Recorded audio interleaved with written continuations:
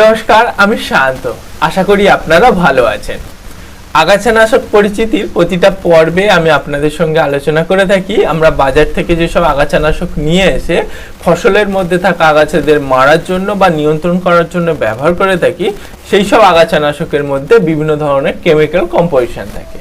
আর এই কেমিক্যাল কম্পোজিশনগুলো কিভাবে কাজ করে, কখন কিভাবে ওই কেমিক্যাল কম্পোজিশনে আগাছানাশক ব্যবহার করব, কি কি নিয়ম অনুসরণ করব, এই সব নানান যাবতীয় বিষয়গুলো নিয়ে আমি আগাছানাশক পরিচিতি পর্বে আমি আপনাদের সঙ্গে আলোচনা করে থাকি। আজকের এই আগাছানাশক পরিচিতি পর্বে আমি আপনাদের সঙ্গে আলোচনা করব আমরা বায়ার কোম্পানির যে কাউন্সিল অ্যাক্টিভ পাই, যার কেমিক্যাল কম্পোজিশন হলো টায়াফর্মন 20% এর সঙ্গে ইথক্সোসালফিউরন 10% WG ফর্মে যে কেমিক্যাল কম্পোজিশনগুলো পাওয়া যায়, সেই কেমিক্যাল কম্পোজিশনের আগাছানাশক কিভাবে একটা গাছকে বাঁচিয়ে রেখে অর্থাৎ ফসলকে বাঁচিয়ে রেখে ফসলের মধ্যে থাকা যেসব আগাছা অর্থাৎ যেসব গাছ বা ঘাস হয় সেই সব আগাছাদের মেরে ফেলে অর্থাৎ কিভাবে কাজ করে, তার পাশাপাশি আমি আপনাদের সঙ্গে আলোচনা করব যে এই মিশ্র আগাছানাশকটিকে আমরা কখন কিভাবে ফসলের কোন সময়ে কি কি নিয়ম অনুসরণ করে ব্যবহার করলে সবচেয়ে ভালো কাজ পাবো।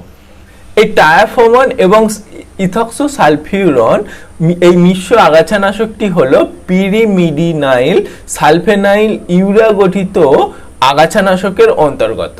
বিশুদ্ধ অবস্থায় এরা সাদা পাউডার আকারে হয়ে থাকলেও আমরা এই কাউন্সিল অ্যাক্টিভের মধ্যে WG অর্থাৎ ছোট ছোট দানা আকারে মানে পাউডার আকারে পেয়ে থাকি।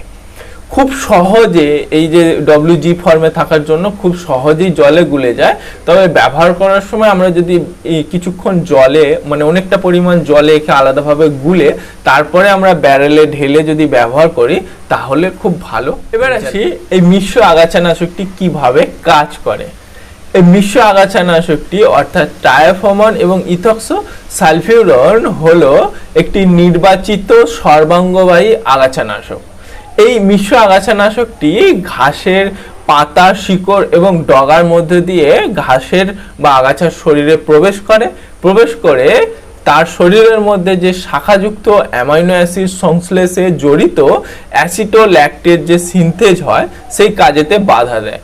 ফলে গাছের শরীরের কোষ বিভাজন অর্থাৎ ঘাসেদের শরীরের কোষ বিভাজন বন্ধ হয়ে যায় এবং ঘাসেদের বৃদ্ধি এবং শিকড়ের বৃদ্ধি টোটালি বন্ধ হয়ে যায়, যার ফলে প্রথমে ঘাস হলুদ হয়, তারপরে আস্তে আস্তে পচে মারা যায়।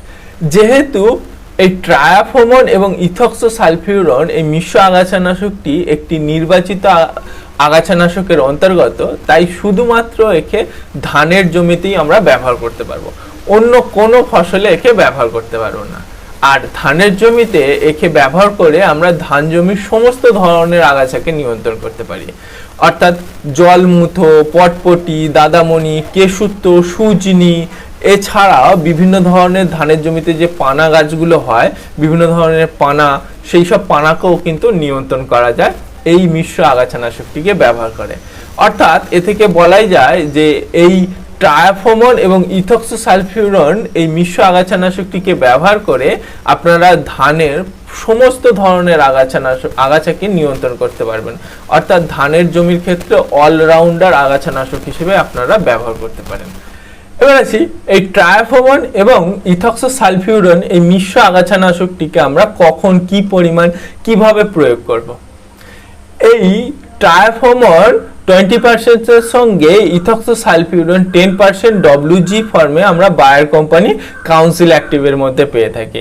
এই কাউন্সিল অ্যাক্টিভকে আমরা সাধারণত 30 গ্রাম প্রতি বিঘা জমিতে আমাদের প্রয়োগ করতে হবে।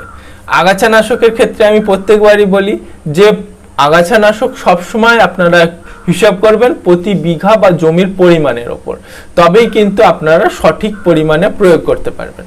এবং এই 30 গ্রাম 1 বিঘা জমিতে আপনারা কখন প্রয়োগ করবেন না 8 থেকে 12 দিনের মধ্যে। ধান রোয়া হলো, রোয়ার 8 থেকে 12 দিনের মধ্যে আপনাদের প্রয়োগ করতে হবে, তবেই কিন্তু ভালো কাজ পাবেন।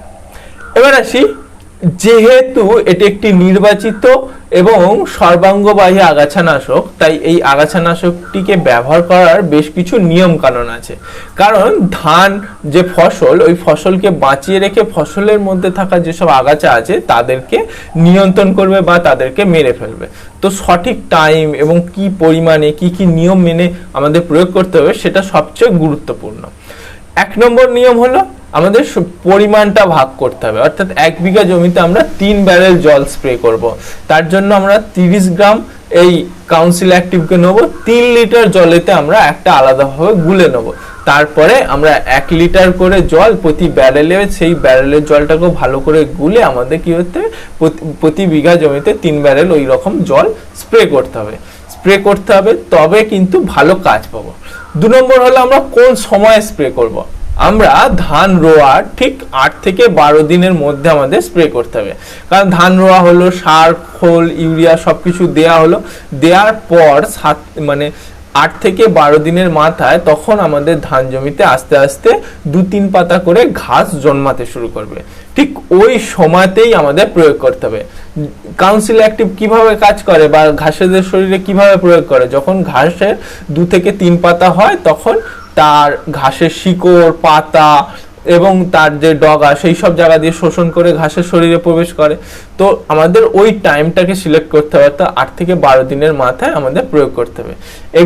এবং যখন আমরা প্রয়োগ করব তখন আমাদের ন্যাপসা স্প্রের মাধ্যমে স্প্রে করতে হবে, যাতে সেই জল একদম ধান জমির ঘাসেতে পড়ে, অর্থাৎ ধান গাছগুলো বড়, তার নিচে ঘাস। তো আমাদের ন্যাপসা স্প্রে যদি ব্যবহার করি তবেই কিন্তু ভালোভাবে ওই ঘাসের ওপরে জলটা পৌঁছাবে। 3 নম্বর হলো আমরা কিরকম ওয়েদারে প্রয়োগ করব। অর্থাৎ 8 থেকে 12 দিনের মধ্যে আমরা প্রয়োগ করব ঠিকই, কিন্তু যেদিন আমরা প্রয়োগ করব সেদিন যেন বৃষ্টি না হয়, এবং সেই দিন যদি বৃষ্টি না হয় তারপরে আপনারা ওই জমিতে যদি বৃষ্টি হয়ে যায় বা জল প্রবেশ করে দেন তাতে কোনো অসুবিধা নেই, কিন্তু যেদিন আপনারা প্রয়োগ করছেন সেদিন যদি বৃষ্টি না হয় তাহলে কিন্তু সবচেয়ে ভালো কাজ হবে।